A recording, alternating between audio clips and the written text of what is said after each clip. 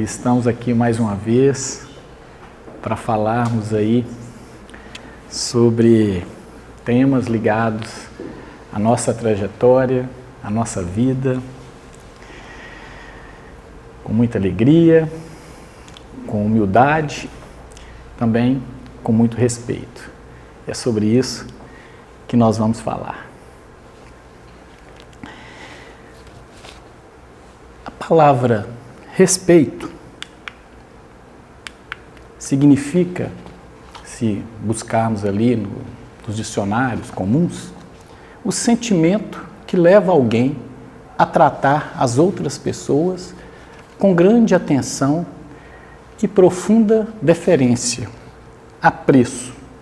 Ou seja, tratar o outro com consideração, com urbanidade, considerando aí todas as suas limitações.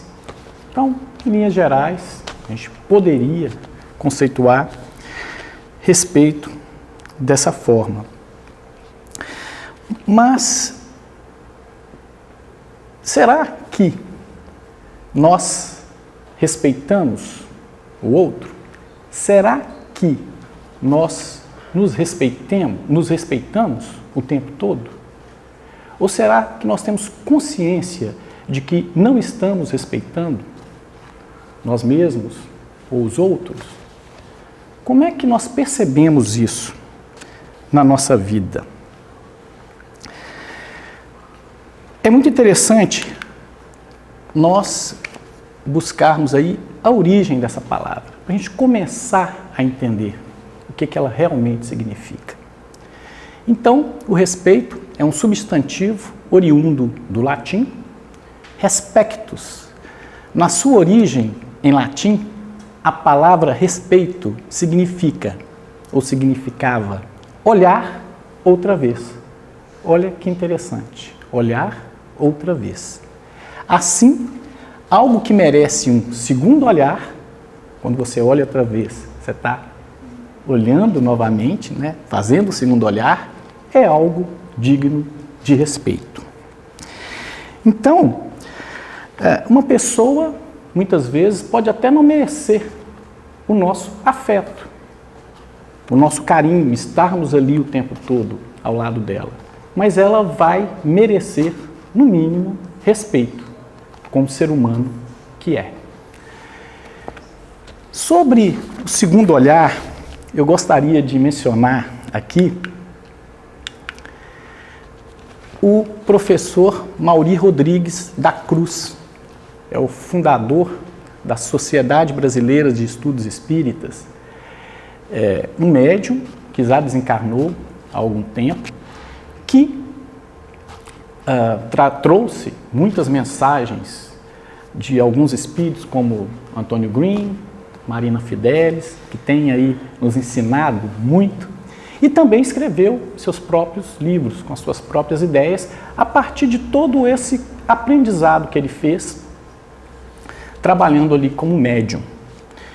E é bem interessante o que ele nos lembra sobre a importância de validarmos a nossa consciência, a nossa integridade, a nossa identidade.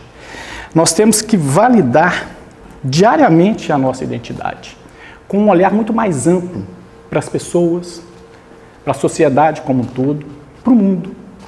Nós temos que ter esse hábito de validar diariamente a nossa identidade. E uma outra observação que ele faz, que eu acho muito pertinente, que é bom que nós pensemos, é essa, nesse livro, O Médium como Sujeito Transdimensional, escrito, como eu já havia dito, pelo professor Maury Rodrigues da Cruz. Ele diz o seguinte: quando nós não fazemos leitura, quando não fazemos o segundo olhar para as nossas relações humanas, nós envelhecemos e congelamos, por exemplo, nossos contatos de vida, moral, sexual. Então, ele cita nesse livro, ele dá como exemplo a questão das uniões, dos casamentos, que muitas vezes não prosperam, porque as pessoas congelam as relações. Sem perceber, muitas vezes, ali com aquela rotina, vivendo ali um ao lado do outro, coabitando, mas mesmo assim, muitas vezes nós, com o tempo, tendemos a congelar os nossos contatos, as nossas relações. Então, a gente começa com isso a não satisfazer o outro. Tem ali aquele casal, tem aquelas duas pessoas que decidiram se unir, muitas vezes casando, coabitando, morando no mesmo ambiente, e elas, sem perceber, começam, como ensina o professor Mauri, a congelar os seus contatos de vida. E ele explica que chega um ponto da relação, quando você começa a congelar esses contatos, que um não quer mais nem tocar no outro. Um não quer mais nem tocar no outro. E aquela pessoa, ela não representa uma mensagem de vida. Ela passa até a representar, na verdade, uma mensagem de morte.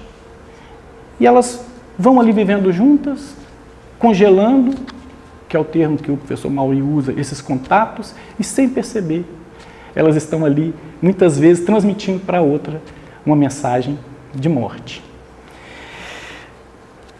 E é algo que nós temos que observar, porque nós estamos aqui justamente para fazer o contrário. Nós estamos aqui para aprimorar o nosso contato. Nós estamos aqui para cada vez mais aperfeiçoar o nosso processo de vida e também de relações. E eu creio que ele deu esse exemplo do casamento de duas pessoas que resolveram morar juntas para mostrar que mesmo entre aquelas pessoas que estabelecem ali um compromisso de viverem juntas, se respeitarem, se amarem, esse tipo de coisa pode acontecer. Você pode estar junto com a pessoa, vivendo com a pessoa e transmitindo para ela uma mensagem não de amor, não de respeito, mas do contrário, de ausência de vida, de morte. É bom que nós observemos isso. E ele faz também uma comparação que eu achei muito interessante. Ele diz o seguinte: nada é mais parecido com a vida humana do que um livro. Ele tem corpo e alma.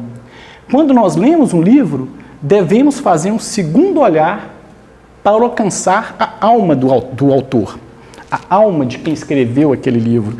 E isso é muito interessante, porque quando nós alcançamos a alma do autor, nós conseguimos decodificar a mensagem que ele está nos transmitindo. Assim como esse livro que eu citei exemplo, O Médio como Sujeito Transdimensional. Estou lendo outro livro aqui, de um autor israelense, e à medida que eu estou lendo esses livros, eu vou confrontando o que eu acredito com aquela mensagem que o autor está transmitindo. É claro que é por isso que o professor fala que o livro ele tem corpo e tem alma, e só há uma forma da gente realmente chegar na alma da mensagem que está sendo passada através daquele livro. É decodificando o que aquele autor está dizendo para a gente, a mensagem que ele está tentando transmitir. E nós, seres humanos, nós encarnados, na verdade, somos um espírito que recebemos esse presente maravilhoso, que é esse corpo complexo, cheio de possibilidades, cheio de habilidades, que muitas vezes nós não valorizamos. Nós simplesmente pensamos, eu existo, eu estou aqui, estou respirando, e perdemos um pouco a noção, a ideia de que, na verdade, essa é uma grande oportunidade, como disse o irmão Marco aí, ao abrir aqui os trabalhos de hoje, que essa oportunidade que nós temos dessa existência é muito importante. Nós temos que aproveitá-la ao máximo. E não devemos esquecer disso nenhum minuto, para aproveitarmos, para tirarmos dessa oportunidade incrível que recebemos, que tem vários espíritos aí aguardando e que ainda não tiveram essa oportunidade, ou mais essa oportunidade, porque essa certamente não é a primeira encarnação e nem será a última. E através dessa experiência da reencarnação, nós temos então essa oportunidade de fazer aprendizado e de evoluirmos progredirmos. Vamos falar de evolução ainda hoje um pouquinho, para entendermos melhor esse processo. Sobre evolução. A evolução, ela é pluralista, ela é plural, porque é um processo aberto, com inúmeras trajetórias. A reencarnação é uma prova disso. A partir do momento em que um espírito ele tem oportunidade de aprender, inclusive com novas existências, reencarnando, a evolução ela passa a ser plural, pluralista, como nos ensina aí os textos espíritas acerca disso. E é interessante também a gente fazer uma distinção, melhor dizendo, uma observação, uma explicação. A evolução, ela não é necessariamente um progresso. Quando você evolui, não necessariamente você está progredindo. A evolução ela é ainda mais complexa, se pararmos para pensar. Para que vocês possam entender um pouco melhor, eu vou fazer aqui uma analogia. A gente vai pensar o seguinte: a gente costuma imitar, eu penso dessa forma, aqui no polissistema material, muito do que acontece no polissistema espiritual. Então a escola, se pararmos para pensar, penso eu, nada mais é do que uma imitação do que o nosso espírito está o tempo todo tentando fazendo, na verdade, que é aprender, que é buscar o aprendizado, fazer aprendizado. Então, quando você está ali na escola e você é reprovado, no meu tempo a gente chamava isso de bomba, então você toma uma bomba, aí você vai lá e vai repetir aquele ano. Então você vai repetir aquele ano. Você não progrediu, você estava no primeiro ano, você vai continuar no primeiro ano. Mas isso não quer dizer que você não evoluiu. Por quê? Porque aquilo que você aprendeu e aprendeu, você não vai perder. Você vai somar aquelas experiências, talvez fique um pouquinho atrás daqueles que já estão no segundo ano, mas algo você aprendeu, você evoluiu de qualquer forma. Pode não ter progredido para o outro ano, mas de qualquer forma evoluiu. Então, nunca perdemos tempo. Por menos que você aprenda, por mais que você ainda tenha que aprender, algo ficou, algum registro ficou. E aquilo, de alguma maneira, vai ser utilizado pelo seu espírito. E, na verdade, a evolução ele é um fato recente. A ideia de evolução, se a gente buscar lá no dicionário, eles colocam sempre a evolução como a alteração da seleção natural, aquela questão do Darwin, do Wallace. Mas, na verdade, é algo relativamente recente, a partir do século XVIII e XIX, essa ideia da evolução, e que o próprio Espiritismo, como qualquer outra doutrina, qualquer linha de conhecimento, também absorveu. Então, o conceito de evolução, ele é essencial para o próprio Espiritismo. Nós temos que ter a ideia de que ele não é linear, não há um caminho certo, porque são várias trajetórias. Ele não se encerra, não há um fim, um lugar pré-determinado para todos chegarem, porque cada um vai ter uma experiência, nós temos o livre-arbítrio, nós temos vários caminhos. Então, ele não, como é que a gente diria? Ele não é continuista, mas ele também não se acaba, ele não se encerra nunca. Porque se o nosso objetivo é aprender, é o aprendizado, essas oportunidades sempre serão nos dadas de alguma forma, sempre serão oportunizadas para nós. E nós, como espíritos ávidos pelo crescimento, temos que aproveitá-las ao máximo. E a gente pode imaginar também que a evolução, ela não é só individual. É claro que cada um vai ter a sua evolução específica. Mas quem evolui, de fato, é o grupo social. Essa mudança de mentalidade, essa mudança de massa crítica, é que vai fazer a diferença. Cada um é importante dentro da sua individualidade, cada um é único, mas essa mudança de mentalidade do grupo social, ela é imprescindível para que todos evoluam juntos, para que nós efetivamente mudemos o nosso comportamento, que é o verdadeiro significado de aprender. Se você não muda comportamento, você não aprendeu.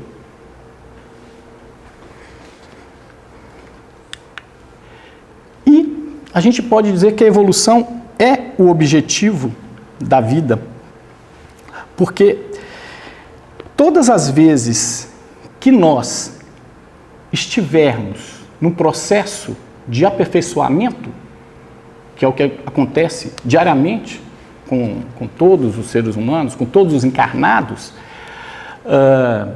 todas as vezes que nós estivermos aprendendo, estaremos não atingindo o objetivo final, porque não há nada pré-determinado e há sempre algo a aprender, mas estaremos num caminho de, como o nome diz, de evolução.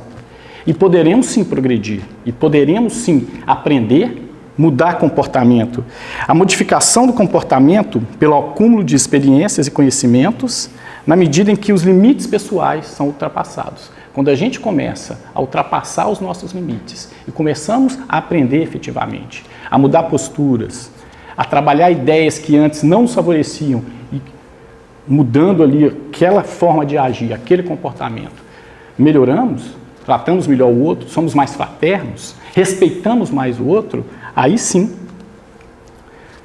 o caminho estará valendo a pena, aquela trajetória de vida fará sentido. E a gente pode dizer que quanto mais nós evoluímos, mais respeito pelo outro e por nós mesmos nós passamos a ter. E por falar em respeito a nós mesmos, é interessante também abordarmos aqui a questão do autorrespeito. Aquele que aprende a se respeitar tem muito mais chances de viver uma vida plena, feliz e satisfatória, porque aprende a se ouvir e a entender o que é da vida, bem como o seu processo de aprendizado. Isso, e a gente tem repetido isso aqui várias vezes nessa casa, em palestras e em estudos, passa pelo autoconhecimento. É o que o Espírito Antônio Green, Marina Fidelis, o tempo todo tem nos ensinado, mostrar a nós mesmos quem realmente somos. Então, você, cada um falar consigo mesmo, só assim a gente vai conseguir ser autêntico com o outro, inclusive. Então, sabermos nos ouvir, não calar a nossa voz. E quando eu digo não calar a nossa voz, eu não estou falando em gritar, ou mesmo em verbalizar algo. É ouvir a si mesmo. Você tem ideias, você sabe do que você precisa, você sabe quem você é, ou se não sabe, quer descobrir. Então, você não vai calar a sua própria voz. Você vai se permitir, se conhecer e ter, como diz a irmã Marina Fidelis, coragem para isso. Nós temos que ter coragem para sabermos quem realmente nós somos. E para respeitar o outro, temos que nos respeitar, antes de mais nada. É aquela história também do alto amor. Para você respeitar o próximo, você tem que se amar. Tudo começa a partir de nós mesmos. É um processo de dentro para fora.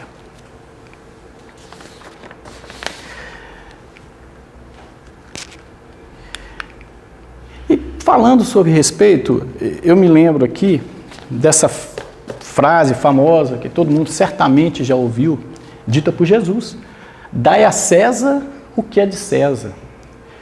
Como é que foi essa história? Um grupo de fariseus, eles sempre ficavam tentando testar Jesus, na verdade no intuito de, entre aspas, desmascarar tudo aquilo que aquele homem falava, ensinava e que fazia tanto sentido que incomodava a todos, os romanos, principalmente aos judeus da época, porque era uma mensagem muito diferente. Ele trazia uma mensagem de um Deus de amor, falava de fraternidade, falava de perdão, e isso não era, na época, o que se propagava sobre religião, sobre fé, sobre o próprio Deus. Então, eles mandam um mensageiro, um discípulo deles, para fazer a seguinte pergunta para Jesus. É-nos permitido pagar ou deixar de pagar a César o tributo? Todos sabem que naquela época, os judeus, aquela região, né, da Judéia era dominada pelo Império Romano, pelos romanos, e eles eram obrigados a pagar o tributo. E isso para eles era motivo de muito sofrimento, de muita até desonra. E eles transformaram isso numa questão política. Eles achavam um absurdo eles terem que pagar um tributo. Eles que eram monoteístas, pagarem tributo para um grupo de invasores politeístas, pagãos. Então, aquilo era uma ofensa mesmo para eles. Mas para testar Jesus, eles fazem essa pergunta: devemos pagar ou deixar de pagar o tributo a César? Tentando ali colocar Jesus uma espécie de saia justa, porque se ele dissesse que era devido pagar a César, eles vão falar: então você está do lado, você concorda com os romanos, você concorda com essa tirania. E se Jesus dissesse, não pague, isso é um absurdo, eles vão dizer: não, você está desobedecendo César, você está cometendo um crime, você pode ser preso. Era uma espécie de armadilha. Mas Jesus, sábio, sereno, como era, espírito elevadíssimo, chega a falar para esse discípulo: hipócritas, por que me tentais? E aí, o que ele faz? Ele pede para aquele discípulo mostrar para ele a moeda, que na época chamava denário, a moeda que eles utilizavam para pagar o tributo. Aí, o discípulo lá dos fariseus vai lá, pega a moedinha, e aí Jesus, sem nem tocar na moeda, fala: o que tem aí nessa moeda? Aí eles falam: tem a imagem e a inscrição de César. E aí, o que Jesus diz para eles? Pois então, dai a César o que é de César e a Deus o que é de Deus. Eles ficaram sem ação e foram embora. Mas contando essa história, eu não quero só dizer: Jesus é muito inteligente, foi esperto e saiu dessa saia justa que os fariseus, mais uma vez, tentaram colocá-lo. Não. Essa mensagem, a gente não pode ver essa mensagem de modo restritivo. Ela vai muito mais além. O que Jesus quis dizer, na verdade, é que nós devemos proceder com os outros como nós gostaríamos que procedessem com a gente, que procedam conosco. É isso que ele quis dizer. E, no final das contas, o que ele está prescrevendo? Que os respeitos ao direito de cada um devem ser respeitados com relação à família, com relação à sociedade e às autoridades, que é esse exemplo que ele dá. Era uma autoridade o César. Naquele momento, Roma dominava. Ele era uma autoridade, você tinha que tratar com o devido respeito. Foi isso que Jesus quis dizer no final das contas. E ele se saía bem porque talvez já tinha essa consciência, já tinha esse conhecimento, esses registros que a maioria das pessoas encarnadas daquela época não tinha. O que Jesus tinha de diferente, talvez, fosse muito mais conhecimento. E por isso mesmo era muito mais fraterno. Por isso trouxe novidades naquela época, como o perdão, como a fraternidade, como o amor, como um Deus que deixava para cada um tomar as suas decisões, respeitando os limites de cada um, mas ao mesmo tempo deixando claro: você está aqui para fazer aprendizado. Você está tendo essa oportunidade, mais essa oportunidade para aprender, para evoluir de alguma forma, de preferência progredindo e tornando-se uma pessoa melhor. Porque se você também não melhorar muito agora, terá outras oportunidades. Mas a partir do momento que você tem essa consciência, por que não tentar melhorar a partir daquele momento? E é isso que Jesus, então, tentou nos ensinar, porque a mensagem está aí, e muitas vezes nós mesmos nos pegamos: poxa, eu não estou fazendo assim, eu sou um péssimo imitador de Jesus, eu sou um péssimo imitador, eu tento e ainda faço coisa errada. Mas somos imperfeitos. Somos homens imperfeitos. Então, vamos lá. E a partir daí, coletei aqui alguns exemplos na doutrina. Essa pergunta mesmo do Livro dos Espíritos, a questão 877, ela traz o seguinte questionamento: da necessidade que o homem tem de viver em sociedade, nascem-lhes obrigações especiais? É o questionamento que então foi feito aos espíritos, e eles respondem da seguinte maneira: certo. E a primeira de todas é a de respeitar o direito dos seus semelhantes. Aquele que respeitar esses direitos procederá sempre com justiça. No vosso mundo, porque a maioria dos homens não pratica a lei de justiça, cada um usa de represálias. Essa causa da perturbação e da confusão em que vivem as sociedades humanas. A vida social outorga direitos e impõe deveres recíprocos. Essa questão do direito e deveres, muitas pessoas até hoje não entendem, né? É impressionante, porque geralmente o que você quer é garantir todos os seus direitos. Quando chegam os deveres, você já começa a reclamar. Não mereço isso. Mas esse equilíbrio é um desafio. É mais um desafio que nós temos aqui. E se nós quisermos respeitar o outro, sim, nós temos que trabalhar esse equilíbrio. Temos que entender que temos direitos, temos obrigações e que Deus, com muita misericórdia, ainda colocou no nosso espírito, não foi no nosso cérebro, foi no nosso espírito, a consciência. Essa sentinela vigilante, que é um tribunalzinho que nós temos ali, que sabe muito bem o que é certo, o que é errado, e que muitas vezes nós sequer consultamos. Mas quando nós temos a humildade de consultá-la, a consciência, geralmente nós conseguimos respeitar o direito dos outros e reconhecermos os nossos deveres. Geralmente conseguimos. Há um ditado que eu gosto muito, que diz o seguinte: seja feliz com a consciência tranquila de que ninguém ficou sem saber o quanto você respeita a paz do outro. Se nós conseguíssemos levar esse mandamento à frente, certamente a vida de todos seria bem mais tranquila.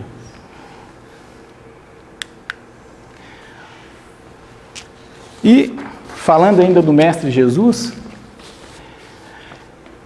há uma pergunta, isso aí coletado do livro ditado pelo espírito Shaolin, através do médium João Nunes Maia, um médium mineiro, também já desencarnado, em que um discípulo, Filipe, faz o seguinte questionamento a Jesus Cristo.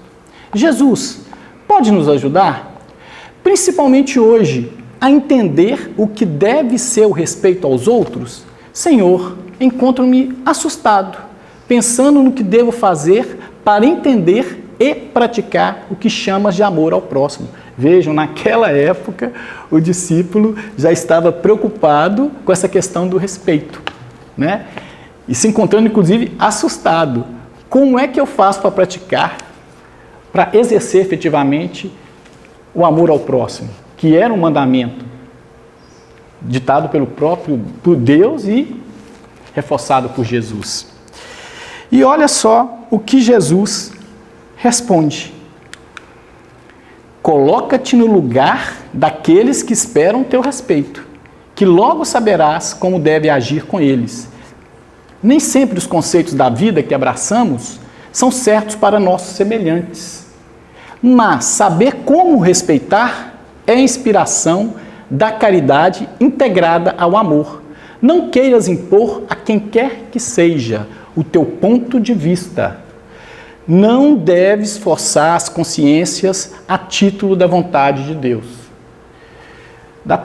Com todo respeito, o que nós mais vemos atualmente é exatamente o contrário disso que está sendo dito. Disso que Jesus já ensinava a esse discípulo há mais de 2000 anos. Convicção não se impõe.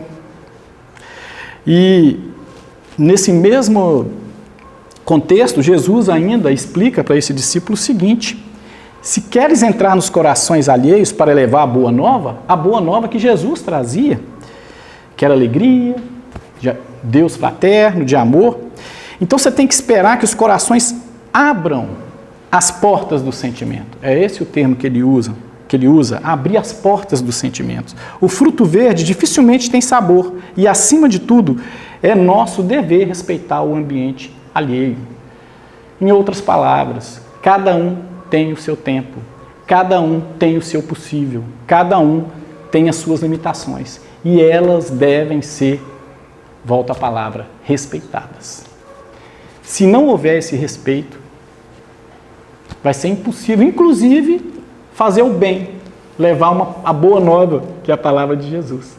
Muitas vezes a pessoa não está preparada para isso. Ela ainda não evoluiu para isso. Então, nós temos que fazer como Jesus nos ensina, esperar que os corações abram as portas dos sentimentos.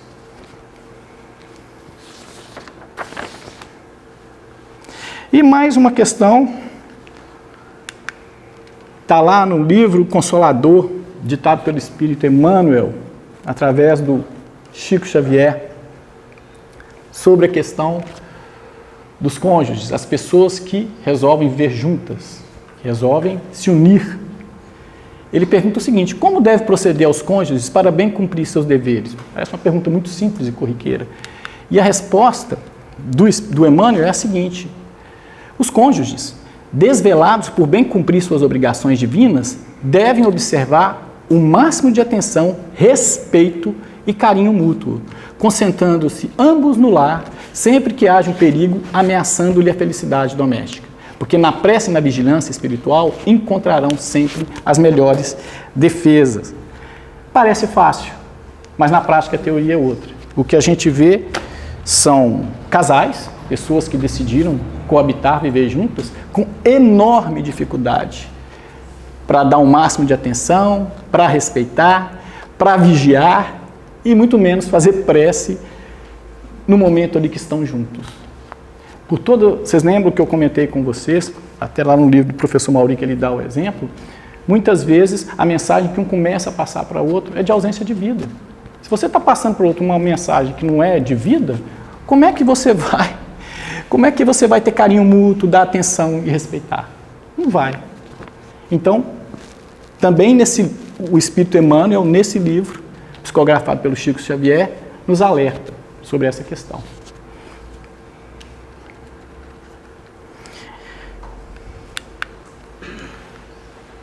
Agora, a gente já pensa o seguinte, e aí mais uma questão levantada no Livro dos Espíritos. Será repreensível aquele que escandalize com a sua crença um outro que não pensa como ele? Vamos lá, o que é que os Espíritos respondem de forma objetiva? Isso é faltar com a caridade e atentar contra a liberdade de pensamento. Mais uma vez, convicção não se impõe. Se queremos transmitir a alguém alguma ideia que nós julgamos boa, inclusive para aquela própria pessoa, temos que ir lá bater na porta do coração dele e esperar que aquele sentimento se abra. Porque o fruto verde não tem como, com o fruto verde não tem como você fazer isso. E isso aí já nos remete àquela questão das crenças estabelecidas ou das ideias preconcebidas do preconceito. O que é o preconceito? É uma opinião preconcebida de uma pessoa, o fato ou uma situação. E é impressionante como nos últimos tempos a gente tem percebido isso de forma latente, muito clara. Depois da pandemia, principalmente, quando essas várias pessoas entraram numa situação de fragilidade, situações diferentes apareceram, isso está ficando muito claro. E mesmo no nosso país, a gente tem percebido isso de forma muito, muito clara. Na Gênesis é dito que com a reencarnação desaparecerão os preconceitos de raças, de castas e todos os preconceitos. Mas eu penso que esse ainda é um longo caminho na nossa trajetória. E falando sobre preconceitos, trouxe aqui só alguns, são vários, tá? A gente poderia ficar aqui uma noite inteira falando, mas eu trouxe só alguns para a gente pensar sobre eles. Muitos que nós vivemos e convivemos aí com eles no nosso dia a dia. O primeiro dele é a discriminação de classe. Esse preconceito, eu diria que já começa nas escolas ali. A maioria dos preconceitos já começa nas escolas, porque a criança, ela ainda não tem aquele filtro, né? Então ela é cruel nesse sentido, né? Ela expressa exatamente aquilo que ela está sentindo. Então, o nível de escolaridade, a renda, bens que você tem, cargos, a sua casa, a sua morada, o bairro que você mora, não sei, pessoal que todos aqui já estão ou já estiveram em escolas, era até curioso, porque, por exemplo, a escola que eu estudei, as pessoas que moravam em determinada região eram discriminadas por outras pessoas que moravam em determinadas regiões, tinha até siglas, né? ZS, Zona Sul, ZN, Zona Norte, até isso existia. Já é o preconceito ali. Aquelas pessoinhas já estão ali com o preconceito dentro delas. E é algo que a gente tem que trabalhar para eliminar. Aí a gente tem intolerância religiosa, né? A religião, a fé. Então, isso é inegável. A gente sempre, todos tendem a achar, inclusive nós espíritas, que a fé do outro, a religião do outro, não seria, vou até usar não seria tão evoluída quanto a nossa. Né? E religioso, o católico em relação ao protestante ou evangélico, como assim são denominados, ao budista, ao bandista, cada um tem o seu caminho. Cada um vai buscar a sua fé de acordo com as suas experiências, os seus registros e as suas trajetórias de vida, se nós considerarmos todas as nossas existências. E todas têm que ser respeitadas. Temos que ter muito cuidado com isso.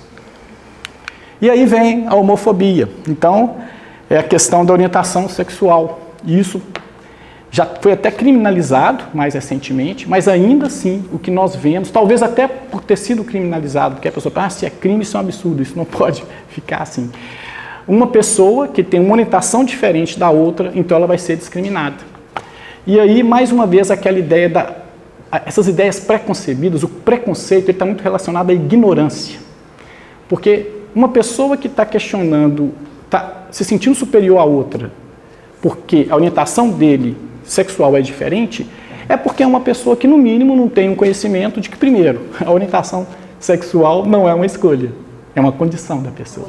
O que a irmã está chamando a atenção aqui é que a homofobia é só mais uma dessas fobias, mais um do preconceito. Ela falou aí do etarismo, vou falar também a transfobia, né, as pessoas trans, as pessoas gordas. Então ela está chamando a atenção que não só a homofobia, mas várias outras fobias estão aparecendo aí com muita força. Mas é até interessante que elas estejam mesmo aparecendo com essa força toda, para que nós possamos questionar esses preconceitos, para que nós possamos, então, se está faltando o esclarecimento, esclarecer essas pessoas para que elas abandonem esses preconceitos, para que elas parem de desrespeitar o outro só porque ele é diferente.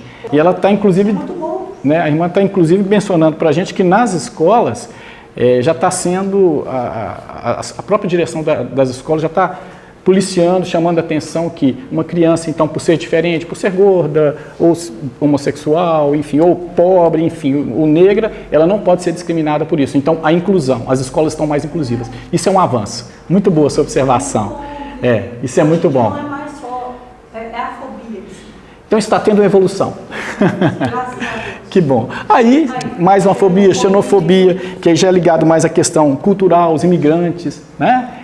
A gente tem aqui no exemplo no Brasil os venezuelanos que estão vindo aí devido à situação e também temos essa xenofobia, isso no mundo inteiro, né? Na Europa tem acontecido muito isso, né? O pessoal da África que sai para a Europa, enfim, tudo vai acontecendo. A misoginia, quer dizer, é o gênero, né? A mulher, ela é discriminada. E aqui no Brasil isso ficou muito, muito, muito patente. Eu não sei se é porque a imprensa está divulgando mais, talvez seja por isso, ou se as pessoas também estão denunciando mais, mas eu não sei se vocês têm percebido a quantidade de notícias de feminicídio no Brasil. Tem hora que você fica pensando, não é possível. Os homens resolveram matar todas as mulheres.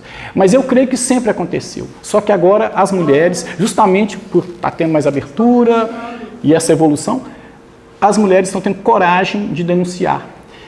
Mas o feminicídio, ele é vamos dizer, um efeito da misoginia. É o homem a se achar superior à mulher, vê-la como um objeto, uma posse. Então, se ela terminou, por exemplo, que a maioria dos casos é isso, terminou o relacionamento, então tá. Você terminou o relacionamento, eu vou te eliminar, porque você é um objeto. Então, eu vou acabar com a sua vida. Pode acabar a vida de ninguém, né? Claro que não. A vida de todos é preciosa, né? E aí, mais um, a gente poderia citar aqui vários, pessoal, mas eu não vou entrar porque são muitos, né? Muitos tipos de preconceito. Mas vamos pegar aí o racismo, que no nosso país, que tem como base de étnica, né? Base de colonização, europeus, indígenas e africanos, pessoas negras, é muito lamentável que ainda a gente perceba tantos E agora, aí, não vou entrar numa questão jurídica, mas tem, né? O racismo agora já foi criminalizado e a gente tem outras figuras aí que o direito penal traz, que eu não vou entrar aqui nesse mérito, mas mesmo sendo criminalizada essa prática, infelizmente algumas pessoas ainda insistem em tratarem outras pessoas diferentes dele, porque a cor, o tom de pele é diferente. E aqui no Brasil é tão difícil você dizer isso, porque é tanta miscigenação. Todos aqui têm um pé na Europa, um pé na África, tem aqui alguma coisa que os indígenas também nos deixaram, o povo que já estava aqui quando os portugueses chegaram, e depois os africanos. Então, é um absurdo esse tipo de preconceito, mas ele existe, é um desrespeito que nós devemos eliminar a todo custo. Bem, gente, por fim, e aí, reforçando o que a doutrina espírita, essa casa é um centro de estudos espíritas, nós somos espíritas, né? E nós acreditamos em preceitos como reencarnação, como eu disse. Nós acreditamos que na doutrina espírita vigora o mais absoluto respeito à diversidade. Olha só, a diversidade. É com a diversidade que nós aprendemos. Ela é muito importante para que possamos, através da diferença, entendermos o outro, amarmos o outro, respeitarmos o outro e evoluirmos, progredirmos. Cabendo ao espírito o dever de cooperar para o progresso da humanidade, exercendo a caridade no seu sentido mais abrangente, aquela velha máxima, benevolência para com todos, indulgência para com as perfeições dos outros, ou seja, tolerância, e o perdão das ofensas, tal como a entendia Jesus, nosso guia e modelo, sem preconceitos de nenhuma espécie, de cor, de etnia, de sexo, crença ou condição econômica, social e moral. Então, o homem é bom, é humano, é benevolente com todos, sem distinção de raças, crenças. Isso é o que nos é dito lá no Evangelho segundo o Espiritismo. E as leis universais do amor, da caridade, da imortalidade da alma e da reencarnação e da evolução nos leva a isso, a respeitarmos. Termos autorrespeito e respeitarmos também o outro. O mundo também está precisando disso.